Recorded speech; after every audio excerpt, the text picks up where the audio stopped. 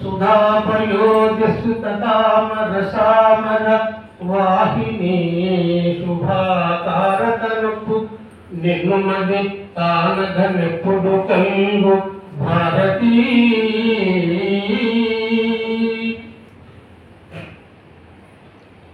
కాశీ విశ్వేశ్వర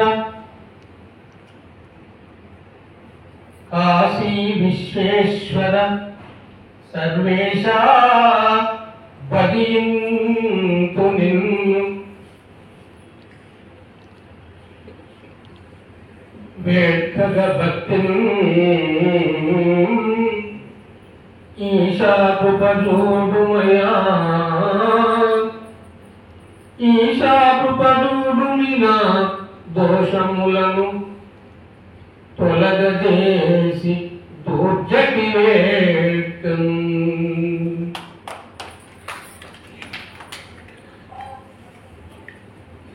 అవధానము అవధానం ఒక యజ్ఞము అవధానం ఒక యజ్ఞము ప్రవిమలమతి శారదాంబ పదమంజీరము ప్రవిమలమతి శారదాంబ పదమంజీరం భవన్ని వ్రాలుచు వేట్టగా అవనిని వ్రాలియు వేట్టగా స్తవనీయపు తెలుగు భాష తావిగ వదలెను.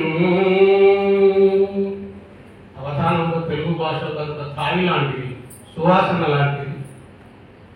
ఈ అవధానంలో అన్నయ్య గారు అన్నట్టు మాడపూసి వెంకటాచార్యుని మొదలుకొంటే తిరుపతి వెంకట కవులు, కొప్పరగు కవులు, మా ప్రాంతంలో ప్రసిద్ధులైన గౌరీభట్ల రామకృష్ణ శాస్త్రి, ఎందరో మహనీయులు అందరూ దాదాపుగా ఉన్నత విద్యను అభ్యసించి, ఉన్నత శాస్త్రాలు పరిశీలించి, ఉన్నత అన్ని విద్యలు పఠించిన వారే.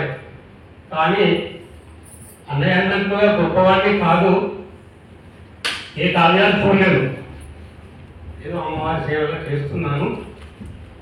వారితో సమానంగా కూర్చునే అదృష్టం అయితే కలిగింది.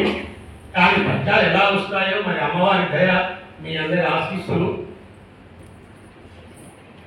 అధ్యక్షుల వారు సంగణ భట్ల వంశజుడు, శారద సూతి వివేకమూర్తి,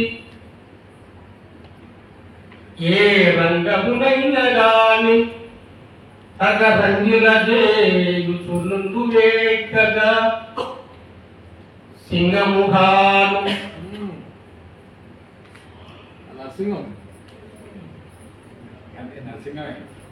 పేరు కూడా నరసింహ గారు కాబట్టి సింహముగాను వరసేముసి కీర్తి వహించినట్టి సన్మంగళమూర్తి.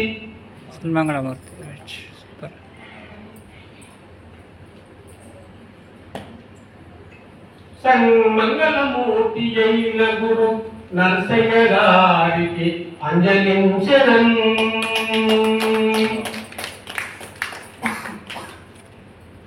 మీరందరూ మరొక ఆశీర్వదించండి. పెద్దలందరికీ ప్రణామం అర్పిస్తున్నాను. అన్నయ్య గారిని ఆరంభించవలసిందిగా